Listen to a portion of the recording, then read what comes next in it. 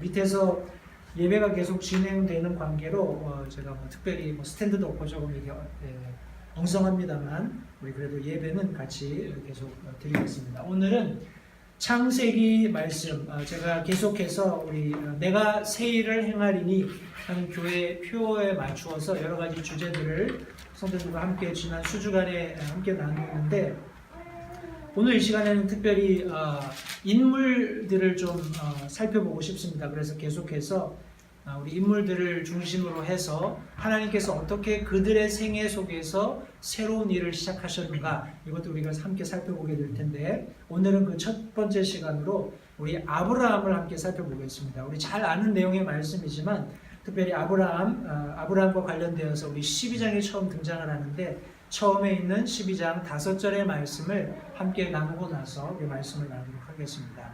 우리 성경을 찾으셨으면 다 자리에서 일어나셔서 제가 하나님의 말씀을 받들어 읽도록 하겠습니다. 우리 이제 제이도 이제 예배에 반응을 합니다. 아주 좋아요, 그죠? 이제 제이가 점점 잘하고 있습니다. 계속 제이의 건강을 위해서 함께 기도해 주시면 감사하겠습니다. 제가 하나님의 말씀을 받들어 읽겠습니다. 창세기 12장 1절부터 5절의 말씀입니다.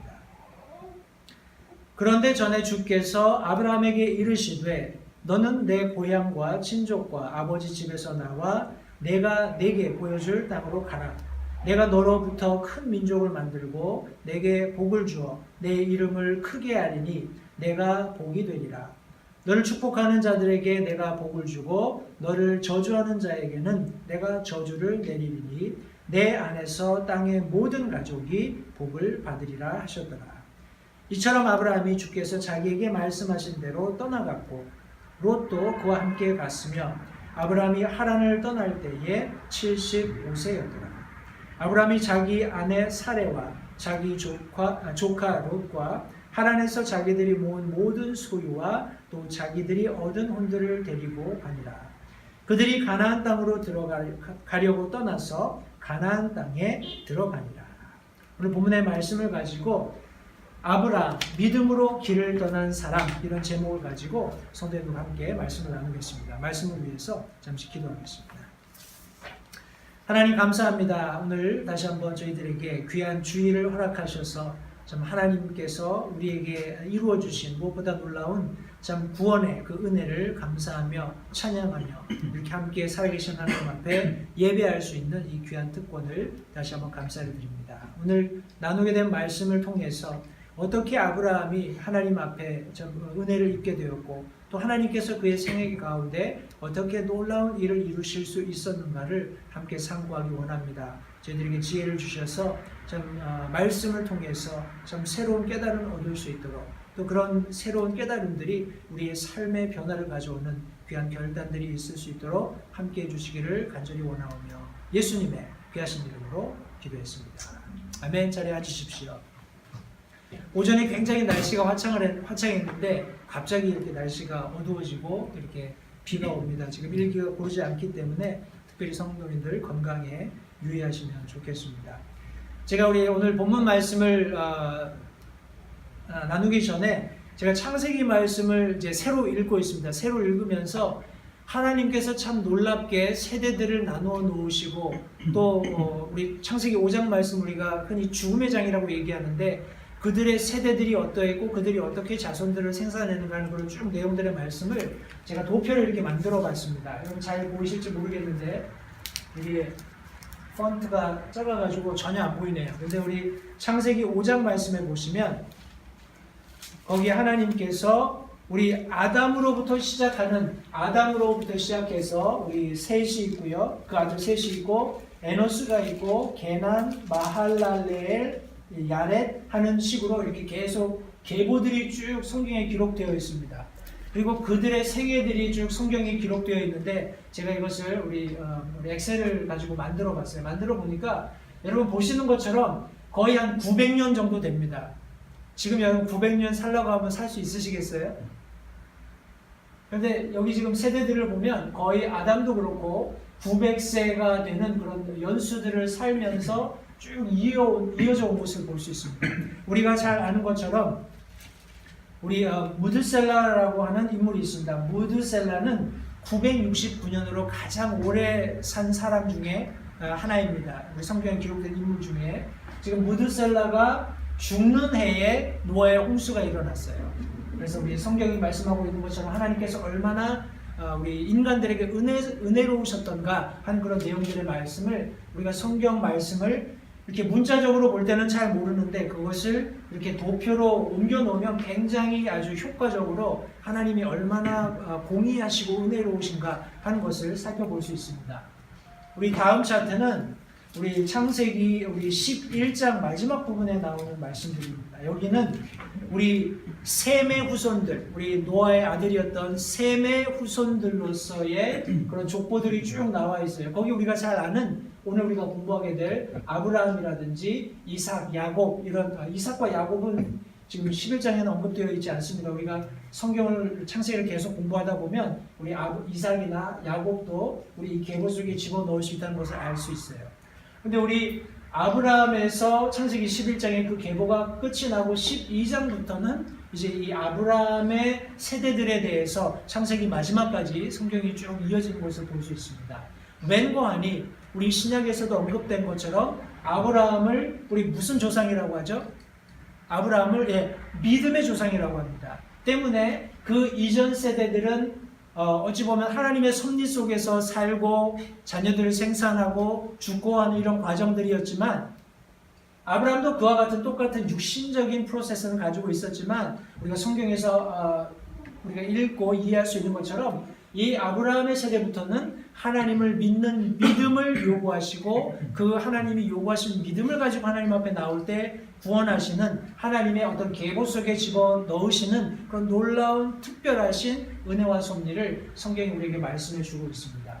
우리 참 제가 성경 공부를 하면서 재밌게 이렇게 보았던 것 중에 하나는, 물론 이제 앞서 보았던 이 계보에서 대부분의 우리 아담 이후의 세대들이 900년 가까운, 거의 1000년에 육박한 그런 생애를 살았던 반면에, 여기 우리 셈 이후부터는 굉장히 삶이 이제 줄어듭니다. 많은 이제 성경학자들이 우리 지구를 덮고 있었던 위엣 궁창이 노아 홍수 때 깨짐으로써 그런 여러 가지 자연적인 그런 보호받는 그런 시스템이 파괴되었기 때문이다 라고 이렇게 이야기하고 있는데, 그것은 어찌 되었던 간에 제가 재미있게 보았던 것은 우리 믿음의 사람이었던 아브라함이 이 세상을 떠나는 그런 시점이었어요. 저게 보니까 한 2119년 정도 되는 것 같아요. 감히 우리가 예단하건대 우리 성경적인 어떤 말씀을 근거로 저희들이 말세의 지만을 살고 있다는 것을 다시 한번 절감하게 됩니다. 여러분, 믿음으로 사는 사람들도 언젠가는 이 세상을 떠납니다. 맞죠? 그러나 우리가 믿음으로써 하나님의 말씀을 통해서 구원받았기 때문에 이 세상을 떠나는 시점, 혹은 이 세상이 끝나는 시점이 우리와 그렇게 크게 상관이 없다는 것을 우리 알 수 있습니다. 우리 사도행전 말씀을 통해서도 예수님께서 이 마지막 끝날에 대해서는 너희가 알 바가 아니다. 성령이 오시면 너희가 권능을 받고 내 증인이 돼서 땅끝까지 복음을 전하는 것이 예수님께서 저와 여러분에게 주신 사명이었습니다. 그런 말씀들을 근거로 우리 나중에 제가 이 차트들을 보여드린 이유를 나중에 다시 한번 설명을 드리겠습니다만, 우리 믿음으로써 새로운 계보를 하나님께서 허락하신 그런 육신적인 계보가 아니라 영적인 계보를 써내려갔던, 우리 특별히 오늘 아브라함이라는 인물에 대해서 함께 공부하면서 우리 성경 하나님의 말씀을 낭독하겠습니다. 여러분, 우리 1절 말씀해 보시면, 그런데 전에 주께서 아브라함에게 이르시되 너는 내 고향과 친족과 아버지 집에서 나와 내가 내게 보여줄 땅으로 가라 라고 말씀하는 장면이 기록되어 있습니다. 우리 사도행전 7장 2절에서도 우리 스데반 집사가 설교하는 과정 가운데 영광의 하나님께서 그에게 나타나셔서 이와 같이 말씀하신 것을 분명히 언급해 주고 있습니다. 여러분 보시는 여기 우측 끝에 우르라고 되어 있는 이 지역은 우리 과거에 우리 지금 이 지도가 기록된 그런 시점에 메소포타미아, 굉장히 문명이 발달한 그런 지역이었어요. 때문에 아마 아브라함 입장에서는 이 자신의 고향, 자신이 아버지가 세워놓았던 그런 어떤 생업 이런 것들을 다 버리고 떠나는 것은 어떤 의미에서는 굉장히 큰 리스크가 동반된 그런 결정이었다고 생각을 합니다. 여러분, 이 여정은 결코 쉬운 여정이 아닙니다. 여기 하란이라는 땅이 있죠. 이 하란이라는 땅은 공교롭게도 우리가 앞서서 살펴보았던 우리 데라의 아들들 중에 하나와 이름이 같습니다. 그죠? 데라에게는 세 아들이 있었는데 아브람, 나홀, 하란. 우리 오늘 방금 봤던 이 지도에서도 여기 하란이라는 땅이 있습니다.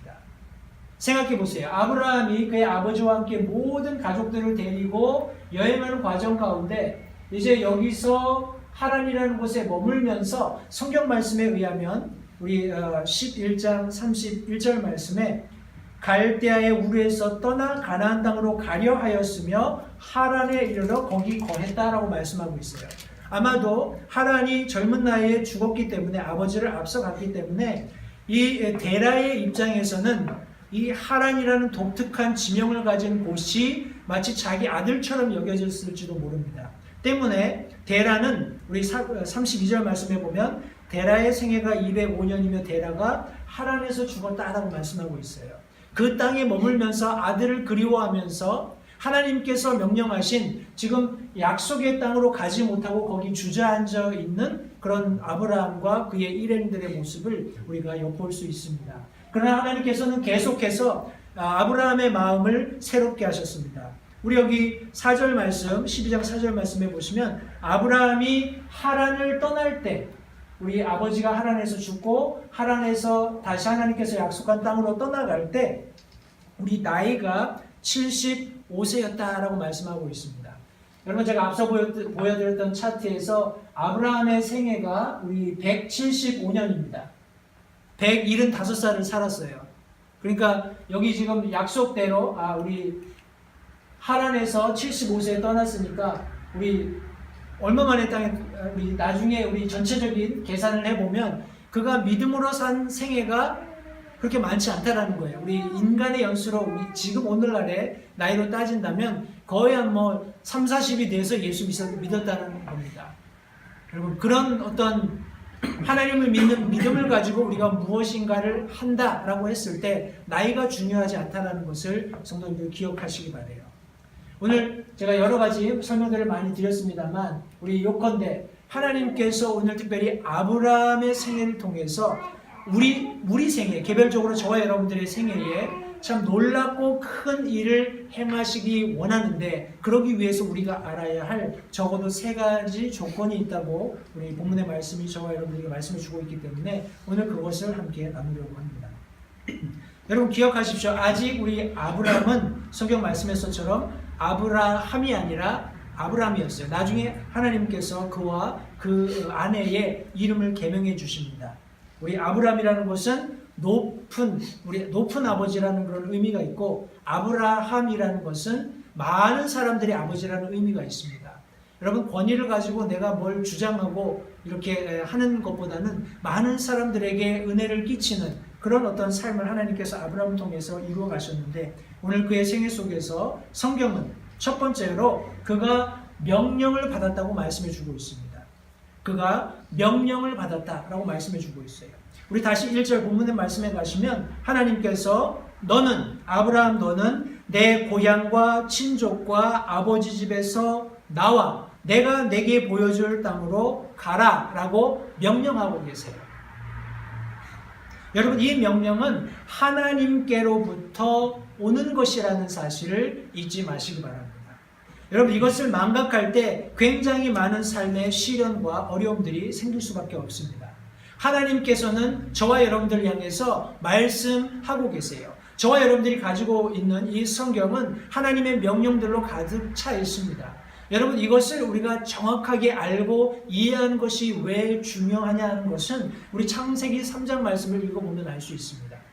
여러분, 우리 잘 아는 것처럼 하나님께서는 창세기 2장 말씀 17절에 선악을 알게 하는 나무에서 나는 것은 먹지 말라. 그 나무에서 나는 것을 먹는 날에 내가 반드시 죽으리라. 내가 정녕 죽으리라 라고 말씀하셨어요. 그런데 우리 3장 말씀에 보시면 사단이 뱀이 우리 2절 말씀에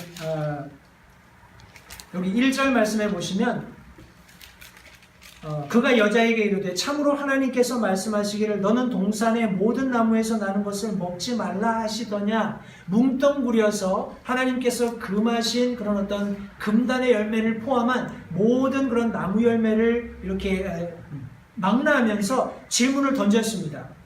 그때 가령 하와가 명확하게 하나님의 말씀을, 하나님의 명령을 이해하고 있었다면 아마 이런 뱀의 간교한 이런 속임수에 넘어가지 않았을 거예요. 그런데 우리 2절, 3절, 2절 말씀해 보시면 여자가 뱀에게 이르되 우리가 동산의 나무들의 열매는 먹어도 되나 동산 한가운데 있는 나무의 열매에 관하여는 하나님께서 이르시되 하면서 너희는 그것을 먹지도 말고 만지지도 말라. 너희가 죽을까 염려하노라 하셨느니라. 여러 가지 이런 잘못된 이해들이 있었어요. 하나님의 말씀을 들었지만 그 명령들을 자기 임의로 해석함으로써 하나님께서 요구하신 것이 아닌 것들을 더하거나 빼는 그런 장면을 성경이 기록하고 있는 것입니다. 여러분, 오늘날 많은 사람들이 하나님께서 주신 말씀 아닌 것들에 굉장히 많이 의존을 하면서 살아가는 것을 볼 수 있습니다. 여러분, 제가 앞서 설명드렸던 사도행전 7장 2절 말씀에 하나님께서 이 명령을 주셨을 때 그는 메소포타미아의 번영 속에 있었습니다. 여러분, 아마도 메소포타미아라는 그런 어떤 번영을 우리가 생각할 때 그가 잘 살았겠다, 잘 먹었겠다, 삶의 형편이 좋았겠다, 우리가 이렇게 아마 치부할 수 있을 겁니다. 그러나 여러분, 오늘날 저와 여러분들의 형편을 한번 돌아보십시오. 우리 잘 입고 있습니다. 잘 먹고 있습니다. 먹고 사는 일에 우리 과거 우리 60년대 70년대 우리 부모님들이 살던 시대와 달리 그런 것들 때문에 고민하는 아마 가정들은 그리 많지 않으리라고 생각을 합니다. 여전히 있겠죠. 그러나 그렇게 많지 않습니다. 그런데 제가 생각했던 것은 과연 아브라함이 그 메소포타미아의 번영 속에서 어떤 고민을 하고 있었을까 하는 것입니다. 여러분, 그는 아마도 자신의 삶에 대한 혹은 자신의 삶의 목적에 대한 고민을 하고 있었을지 모릅니다. 우리 아버지가 열심히 이렇게 비즈니스를 해서 굉장히 성공적인 비즈니스를 일구었는데 내가 이것을 이어받아서 더 크게 확장하고 참 더 나은 삶을 살리라. 그런데 그런 과정 속에서 그런데 이렇게 하는 모든 삶의 궁극적인 목적이 무엇인가? 내가 이것들을 왜 하고 있는가? 여기에 참 가치가 있는가? 이런 고민을 아마 아브라함이 하지 않았을까 하는 생각을 해봅니다. 그때 하나님께서 그에게 나타나셨고 그에게 이렇게 명령하셨습니다. 너는 내 친족, 내 고향, 내 친족, 내 아버지의 집에서 나와. 너의 컴포트존을 벗어나라는 것입니다. 너의 익숙함에서부터 벗어나라는 것이에요.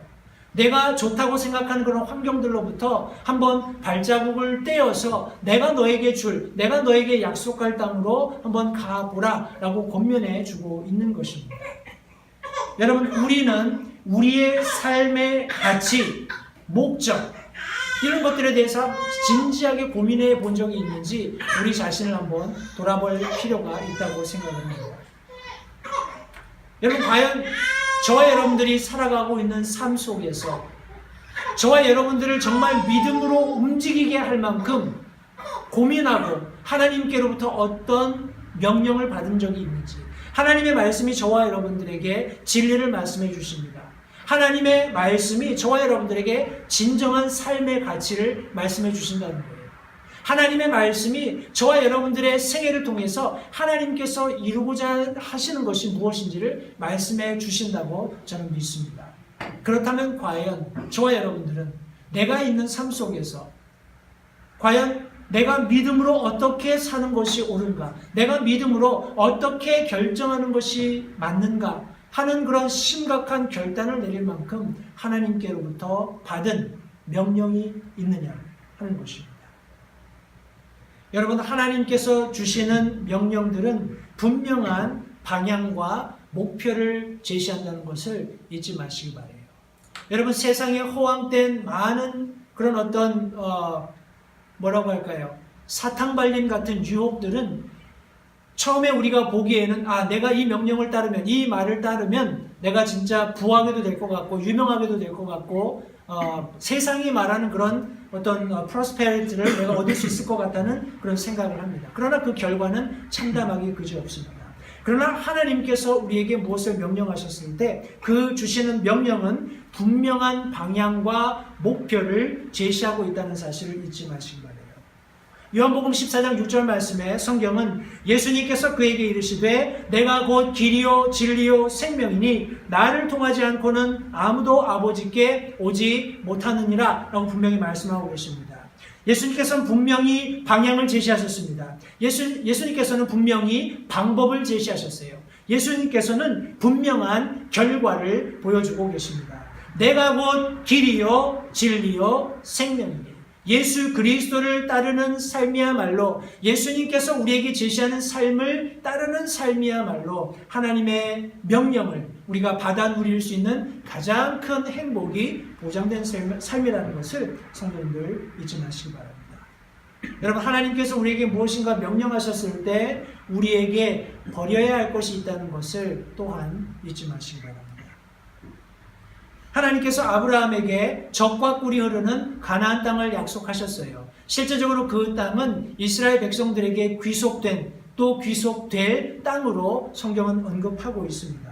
그러나 하나님께서 그 약속을 주셨을 때 여기 성경은 아브라함을 향해서 내 고향과 친족과 아버지의 집에서 나올 것을 먼저 말씀해 주고 있습니다.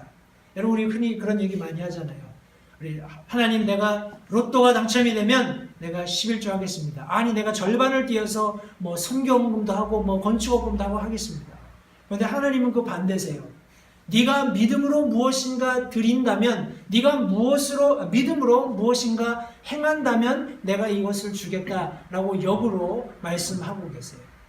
그것이 성경이 말씀하고 있는 두 번째 포인트입니다. 하나님께서는 우리에게 뭔가 명령하실 때 반드시 약속을 같이 주신다고 성경이 말씀하고 있습니다.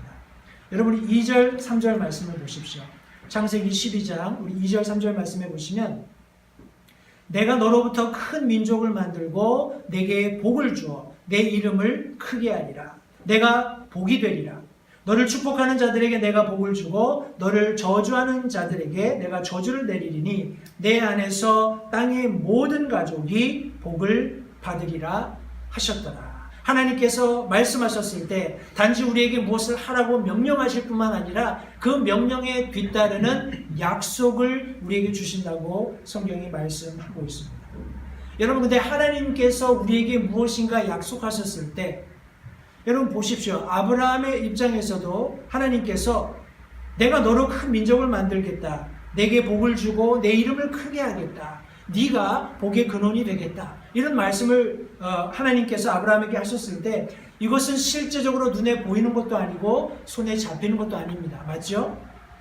성경 말씀에 의하면 하나님께서 주시는 약속의 우리 실체라고 하면 이 약속은 본질적으로 소망으로 주어지는 것입니다. 그리고 실체로서 언젠가 완성되는 것이에요. 우리 히브리서 11장 1절 말씀, 우리 잘 아는 말씀이지만 우리 같이 한번 히브리서 11장 1절 말씀을 살펴보겠습니다. 우리 히브리서 11장 1절 오늘 지금 밑에 컴바인 서비스를 하고 있어서 저기 보면 데도 없고 좀 예배드리는 환경이 열악합니다만 우리 히브리서 11장 1절 말씀을 같이 한번 보겠습니다. 찾으셨으면 제가 말씀을 읽겠습니다. 여러분 이것이 하나님께서 주시는 어떤 약속과 관련되어서 굉장히 중요한 원리가 되기 때문에 제가 이 말씀을 함께 나누고자 합니다. 히브리서 11장 1절 말씀 잘 아시는 말씀입니다. 이제 믿음은 바라는 것들의 실체요 보이지 않는 것들의 증거니. 말씀이 좀 어렵습니다. 그러나 다시 한번 여러분 잘 생각해 보세요. 믿음은 여기 지금 믿음에 대해서 언급하고 있습니다. 믿음이라는 것들은 내가 바라는 것들의 실체라는 거예요. 내가 무엇인가를 바라고 있지만 그 실체가 존재함을 믿는 것을 우리 믿음이라고 합니다. 그리고 보이지 않지만 그것들을 증거한다는 거예요. 그러면서 우리 6절 말씀해 보시면 믿음이 없이는 하나님을 기쁘시게 함이 불가능하니 그분께 나아가는 자는 반드시 그분께서 계시는 것과 그분께서 부지런히 자신을 찾는 자들에게 보상해 주시는 분이심을 믿어야 하느니라. 여러분, 하나님을 본 적이 있으신가요? 하나님을 본 적이 있으세요? 저는 개인적으로 없습니다. 하나님을 개인적으로 제 눈으로 본 적은 없습니다. 근데 성경은 뭐라고 말씀하시는 거 아니? 하나님께 나아가는 자는 반드시 그분께서 계시는 것을 알아야 한다라고 말씀하고 있습니다. 여러분, 하나님이 계시는 것을 알지 못하는데 어떻게 우리가 하나님께로부터 무엇을 받을 줄 알 수 있겠습니까? 그죠? 내가 믿음을 가지고 하나님 앞에 나가지 않으면 하나님이 실제로 존재하시고 그분이 나를 위해서 그 아들 예수 그리스도를 보내주시고 대속의 보혈을 흘려주셨다는 분명한 사실을 근거로 하나님께 나가지 않는다면 어떻게 우리가 죄용서함을 받을 수 있겠습니까? 여러분, 죄용서함을 받지 못했는데 어떻게 하나님께서 구원받은 자들에게 약속하신 그런 놀라운 구원에 뒤따르는 보상들을 우리가 바랄 수 있겠습니까? 불가능한 것입니다. 때문에 하나님께서 우리에게 무엇인가 약속하셨을 때 이 약속이라는 것의 본질은 소망으로 주어져 있고 후에 실체로 완성된다는 사실을 성도님들 염두에 두시기 바라요. 앞서 제가 설명드렸던 그런 차트들에 보시면 여러분, 많은 세대들이 겹쳐 있죠. 많은 세대들이 겹쳐 있지만 어떤 세대들은 하나님의 약속한 그 세대가 나타나기 전에 이 세상을 떠났습니다. 여러분, 가령 우리 제이가 오늘 오랜만에 왔는데 우리 제이에게 하나님께서 놀라운 복을 주셨다고 우리 가정해보죠. 그러면 가령 우리 정영재님이나 박자매님이 제이가 살아생전에 그 복을 받는 걸 보지 못하면 하나님이 거짓말쟁이가 됩니까?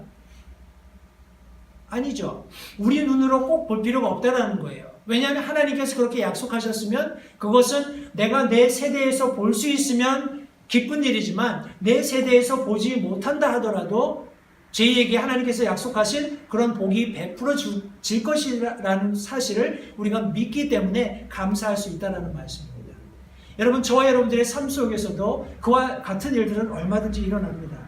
하나님께서 우리에게 무엇인가 명령하셨고 거기에 뒤따르는 약속이 있다면 그 약속은 내 눈앞에 드러나서 보여지지 않는다 할지라도, 내가 손으로 만질 수 없다라고 할지라도, 내 생에 그것을 경험할 수 없다 할지라도 여러분, 그 명령은 따를 가치가 있다는 거예요. 왜냐하면 그것이 신실하신 하나님의 약속에 근거하고 있기 때문에 그렇습니다.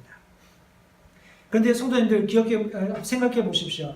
아브라함에게 약속된, 하나님께서 명령하셨을 때 약속을 같이 주셨는데 이 약속은 그에게 참으로 의미 있는, 가치 있는 삶이 무엇인가를 약속해 주고 있다는 거예요. 여러분, 과연 우리 인간적인 관점에서 의미 있고 가치 있는 삶이 무엇입니까? 다른 사람들의 입에 많이 회자되는 그런 이름? 아니면 이런 대서특필돼서 사람들이 누구 아무개 하면은 모르는 사람이 없는 그런 유명세를 갖는 것? 그것이 삶의 가치라면 우리는 지금 진정한 그런 의미 있는 가치 있는 삶을 오해하고 있는 것입니다. 여러분, 세상의 것들은 영원한 가치가 없어요. 근본적으로. 우리 요한 1서 말씀해 보시면 2장 15절부터 17절에 성경은 이렇게 말씀합니다.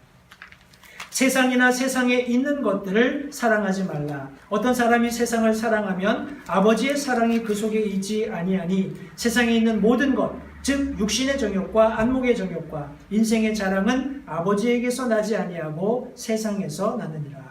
세상도 그것의 정욕도 사라지되 오직 하나님의 뜻을 행하는 자는 영원토록 거하느니라. 여러분, 세상의 것이 가치 없기 때문에 하나님께서 무엇인가 우리에게 약속하셨을 때 우리가 그것을 세상의 것으로 잘못 오해해서 세상에서 내가 무엇인가를 얻고자 한다면 우리 성경 말씀에 위배되는 것입니다. 세상에는 영원한 것이 존재하지 않습니다. 뿐만 아니라 이 세상은 본질적으로 빛을 받지 못하도록 조성되어 있습니다. 아담이 범죄한 이후에 죄가 이 세상에 들어오고 죄로 말미암아 죽음이 다다른 이 저주받은 세상 속에는 빛이 들어올 여력이 전혀 없어요. 때문에 하나님께서 예수 그리스도를 보내주실 수밖에 없었습니다. 이 세상 자체로는 그 어떤 빛도 경험할 수 없었기 때문에 그렇습니다. 고린도서 4장 3절 4절 두 절의 말씀에 의하면 만일 우리의 복음이 가려졌다면 그것은 잃어버린 자들에게 가려졌습니다. 그들 속에서 이 세상의 신이 믿지 않는 자들의 마음을 가려 하나님의 형상이신 그리스도의 영광스러운 복음의 빛이 그들에게 비치지 못하게 하였느니라 라고 말씀하고 있습니다. 이 세상은 사랑하는 성도님들, 하나님께서 무엇인가를 명령하시고 그것을 약속으로 주셨을 때 이 세상은 그것을 볼 수도 없고 이해할 수도 없다고 분명히 성경은 말씀하고 있어요. 왜냐하면 하나님께서는 빛 가운데 그것을 말씀하시기 때문에 그렇습니다. 빛 가운데 그것을 약속하시기 때문에 그래요. 그러나 이 세상은 어두움에 사로잡혀 있습니다. 요한복음 1장 말씀에서처럼 빛이 이 세상 가운데 왔지만 세상이 그를 알지도 받아들이지도 않았다고 말씀하고 있습니다. 왜냐하면 그들은 어두움에 있는 것을 더 선호했기 때문에 그렇습니다. 여러분, 이 세상 것에 하나님의 약속이 있을 것이라는 기대를 갖지 마시기 바랍니다. 때때로 성경에서 우리 많은 인물들 중에 특별히 욥과 같이 실제적으로 그가 믿음을 가지고 하나님 앞에 자신의 순전함을 지켰을 때 세상적으로 보상받는 일이 전혀 없는 것은 아닙니다. 그러나 여러분, 그런 일이 내 삶에 일어나지 않는다고 해서 하나님을 등지거나 하나님의 약속은 헛되다, 하나님의 명령은 들을 가치가 없다, 이렇게 생각하지 않기를 바랍니다. 하나님은 영원하시고 하나님은 불변하시고 진리 가운데서 우리에게 명령하시고 우리에게 약속하셨다는 사실을 잊지 마시기 바라요. 여러분, 우리가 잘못해서 세상 것에 너무 집중하다 보면 세상 것을 사랑하게 됩니다. 하나님보다 세상에 있는 것들을 더 사랑하게 되는 것은 성경은 죄라고 말씀하고 있어요. 우리 야고보서 1장 1절부터 4절의 말씀을 제가 읽겠습니다.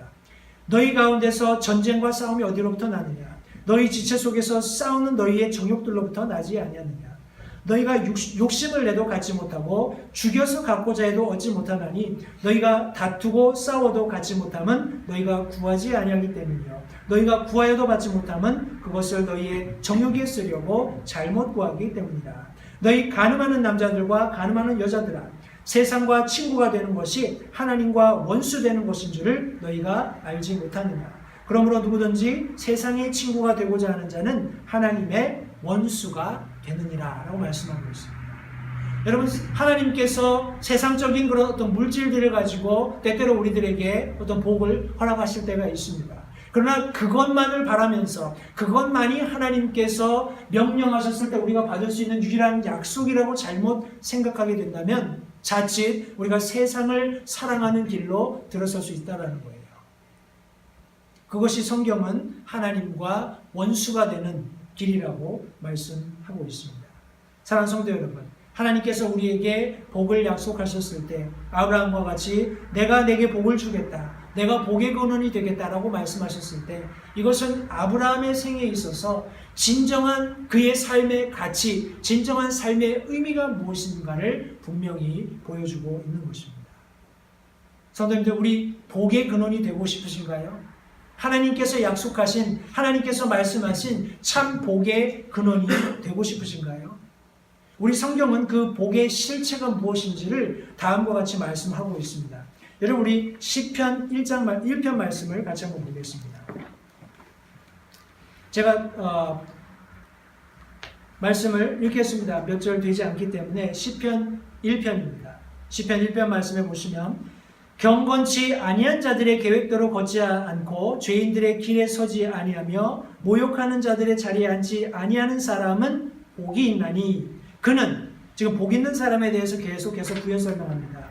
주의 율법을 기뻐하며 그분의 율법을 밤낮으로 묵상하는도다. 그는 물이 있는 강가에 심은 나무 곧 제철에 열매를 맺는 나무 같으며 그의 잎사귀 또한 시들지 아니하리로다.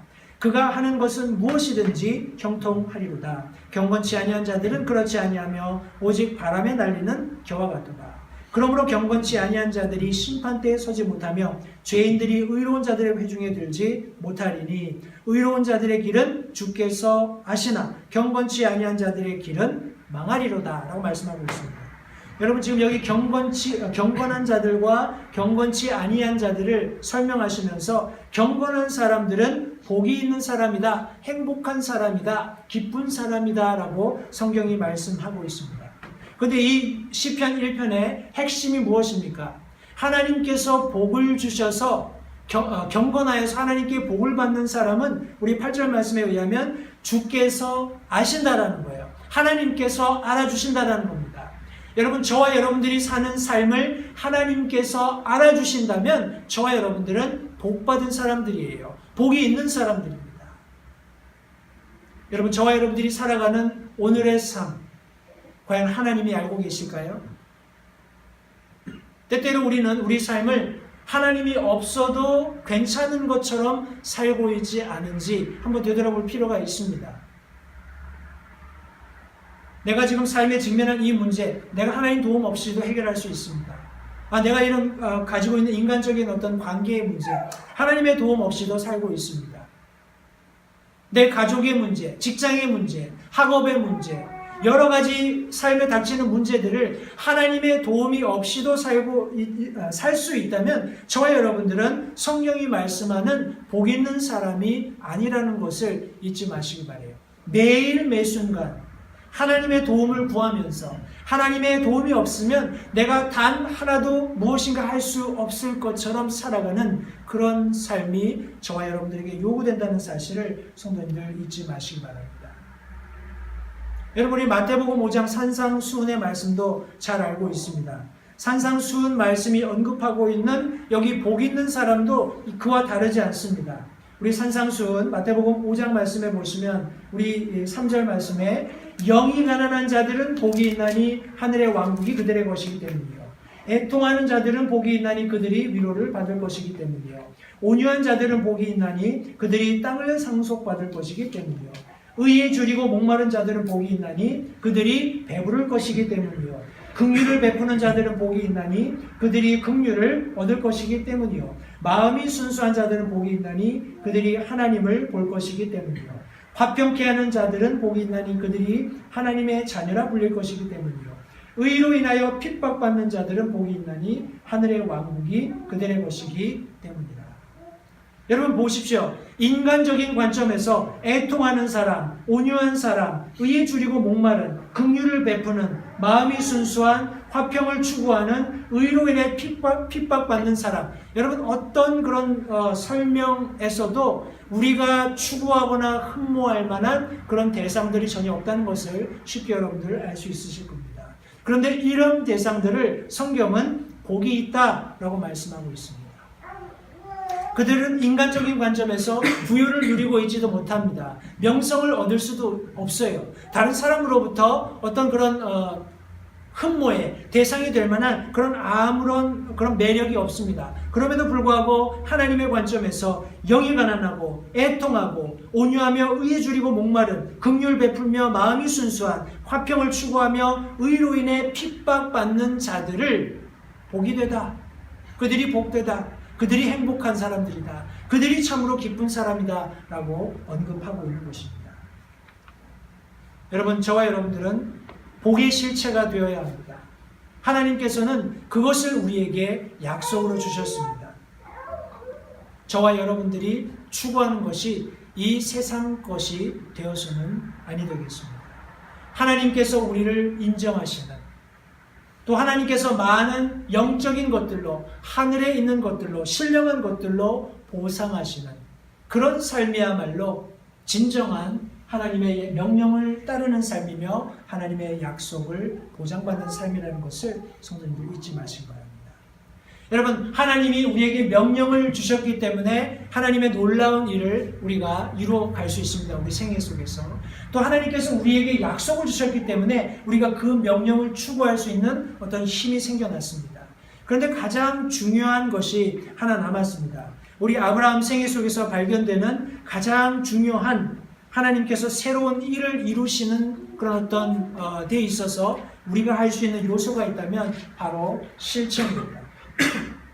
여러분, 오늘 창세기 12장 말씀, 우리 4절 말씀에 아브라함이 주께서 자기에게 말씀하신 대로 떠나갔고 비록 그들이 하란에 잠시 머물기는 했지만 하란으로부터 다시 믿음으로 떠나가는 그런 아브라함의 모습을 우리 창세기 12장 4절에서 볼 수 있습니다.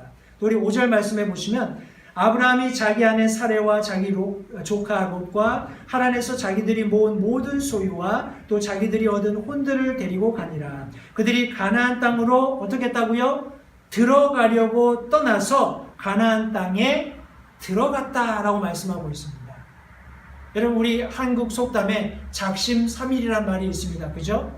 무엇인가 하려고 결단은 아주 대단하게 했지만 한 사나흘 지나고 나면 그 결단은 다 온데간데 없어지고 다시 그냥 올드 패션, 우리 옛 습성으로 돌아가는 그런 우리 모습을 발견합니다. 우리 아브라함도 그런 위험의 기로에 있었던 것을 성경은 언급하고 있습니다. 그들이 하란에서 그의 아버지 데라가 죽기까지 머물러 있었습니다. 그러나 그는 75세가 되었을 때 그 하란을 벗어나서 하나님의 약속을 기억하고 그 믿음으로 발자국을 떼는, 다시 말해서 실천하는 모습을 성경이 기록하고 있습니다. 여러분, 이 아브라함이 실천하는 것은 믿음에 근거한 실천이라는 것을 잊지 마시기 바라요. 여러분, 아브라함이 하란을 떠날 때 그는 그의 아버지 데라가 죽었기 때문에 슬퍼서 그 땅을 떠난 것이 아닙니다. 그는 하나님께서 처음 주셨던 약속의 말씀, 나와서 네 본토 고향 친척 아버지 집을 나와서 내가 내게 보여줄 땅으로 가라 하는 그 약속의 말씀을 상기했기 때문에 믿음으로 그가 하란을 떠날 수 있었다고 성경이 말씀하고 있습니다. 주께서 자기에게 말씀하신 대로 떠나갔고, 여러분, 우리 생에서 때때로 하나님께서 우리에게 무엇인가 말씀하실 때가 있어요. 여러분, 그것을 부지런히 지키려고 열심을 내다가 인간적인 노력 때문에 우리가 종종 좌절할 때가 있습니다. 그러나 계속해서 하나님께서는 우리에게 명령을 새롭게 하시고 그 명령에 뒤따르는 약속이 있다는 것을 상기시켜 주십니다. 우리를 격려하세요. 우리가 믿음으로 우리의 발자국을 떼기를 요구하고 계신다고 성경이 말씀하십니다. 여러분, 하나님의 말씀을 귀담아 들으시기 바라요. 하나님의 말씀을 꾸준히 묵상하시기 바랍니다. 그런 과정 속에서 우리가 하나님의 명령을 약속에 근거해서 실천할 수 있는 용기가 생겨난다는 사실을 잊지 마시기 바랍니다. 간혹 우리는 우리가 원하는 대로 무슨 일을 하면서 이것이 하나님의 명령에 의한 것이다, 이렇게만 하나님께서 내게 분명히 당신의 약속을 허락해 주실 것이다 라고 오해하는 경우들이 종종 있습니다. 여러분, 내가 원하는 대로 아무렇게나 행동하고 살면서 하나님께서 무엇인가 내게 보상해 주시지 않는다고 원망하시지 말기 바라요. 여러분, 한번 생각해 보십시오. 아브라함이 우리 메소포타미아를 떠나서 그의 본향이었던 우르를 떠나서 하란까지 가는 것도 굉장히 큰 결심과 실천이었습니다. 여러분, 그가 거기 머문다고 해서 그 가족 중 어느 누구도, 가령 후세의 어느 누구도 그가 참 게을렀다, 그가 나태했다, 이렇게 핀잔할 만한, 책망할 만한 아무런 여지가 없다라는 거예요. 그는 거기 살면서 내가 이만큼 움직였으니까 하나님께서 내게 약속하신 그런 보상을 주시겠지, 이 하란 땅을 내게 약속으로 주실 수도 있으실 거야, 이렇게 지레짐작할 수 있을 것입니다. 그러나 하나님께서는 우르를 떠나서 하나님께서 약속하신 가나안 땅으로 갈 것을 말씀하셨어요. 때문에 그는 하나님의 명령에 의해서 그분의 약속에 근거해서 실행에 옮기는 장면을 성경이 잊지 않고 기록하고 있다는 것입니다. 여러분, 우리가 무엇을 실천할 때 이것은 반드시 말씀에 근거해야 할 뿐만 아니라 희생과 섬김이 뒤따른다는 것을 우리가 잊지 말아야 합니다. 우리 12장 5절 말씀해 보시면 여기 아브라함이 혼자 가나안 땅으로 간 것이 아닙니다. 말씀에 의하면 자기 아내 사레와 자기 조카 롯과 하란에서 자기들이 모은 모든 소유와 또 자기들이 얻은 혼들을 데리고 갔다라고 말씀하고 있습니다. 여러분, 이것은 단순히 돈이 많았으니까 노예를 좀 샀겠거니 이렇게 생각할 수도 있을 거예요. 그런데 여기 성경 말씀에 의하면 자기들이 얻은 혼들이다라고 말씀하고 있습니다. 아마도 아브라함은 하란 땅에서 내가 지금 가나안이라는 땅으로 가게 될 텐데 여기에 하나님께서 내게 약속해 주신 땅이 있다. 나는 과거 우르 땅에서 잘 먹고 잘 살고 편안한 아버지 데라가 이루어낸 그런 어떤 생업을 나는 유지하면 될 뿐이었지만 내 삶에 대한 진지한 고민을 하고 있을 때 하나님께서 내게 나타나셔서 내가 이 모든 것을 버리고 떠나라고 명령하셨다. 왜냐하면 하나님께서 내게 새로운 땅을 주시고 내가 복이 되게 하시겠다고 약속하셨기 때문에.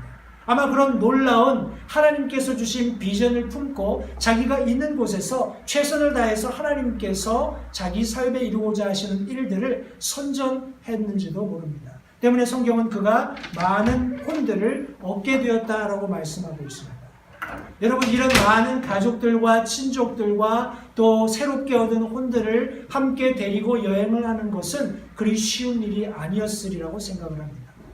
그는 참 그들을 열심히 섬겼을 거예요. 열심히 격려했을 것입니다. 그들이 지쳤을 때 새로운 힘을 얻도록 격려를 해야 했을 것입니다.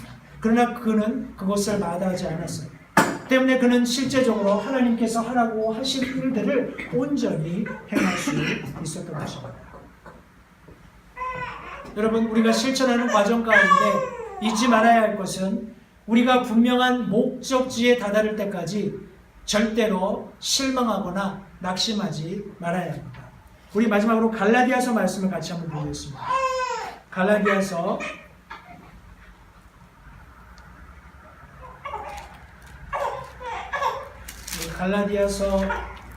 6장 말씀입니다. 6장 9절 말씀 마지막으로 함께 읽고 말씀을 요약하겠습니다.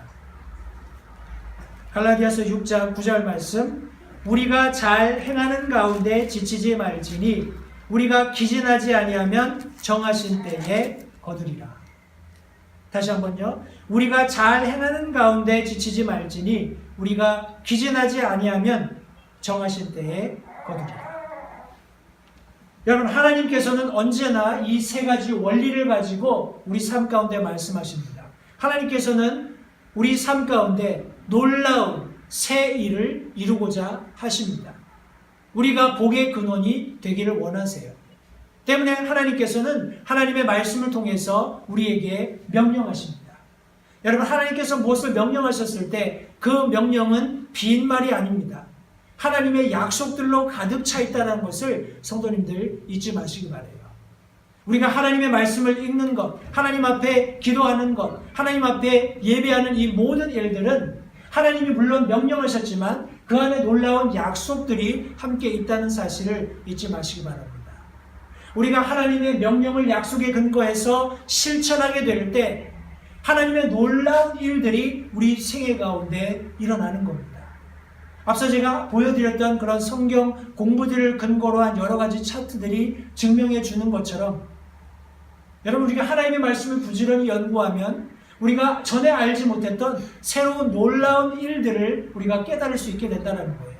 그것이 우리의 삶에 마치 어떤 원리처럼 다가와서 우리가 그 말씀들을 근거로 우리의 삶을 살아갈 수 있다는 것입니다.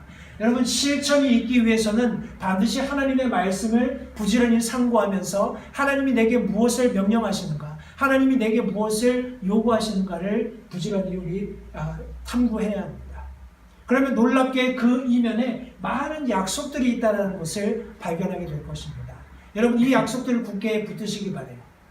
이 세상, 현세에서만 얻는 그런 복락들이 아니라 영원한 세상에 하나님께서 약속하신 우리가 이 땅을 떠나서 주님 앞에 서게 될 때 그분께서 내게 보상해 주실 것들을 함께 추구하면서 염두에 두면서 믿음으로 우리의 삶을 살아갈 때 하나님의 놀라운 일들이 우리 생애에 이루어진다는 사실을 성도님들 기억하시면서 다시 한번 우리 2019년 이제 벌써 2월이 됐고 두 번째 주간을 맞이하고 있습니다. 여러분, 연초에 어떤 일을 계획하셨든지 간에 우리 믿음으로 그 일이 완성될 때까지 지치지 말고 하나님의 정하신 때에 그것을 이루시기를 바라는 마음으로 믿음으로 매일 매순간 살아가는 저와 우리 LH민의 모든 교회 성도님들이 되시길 바랍니다. 기도하겠습니다.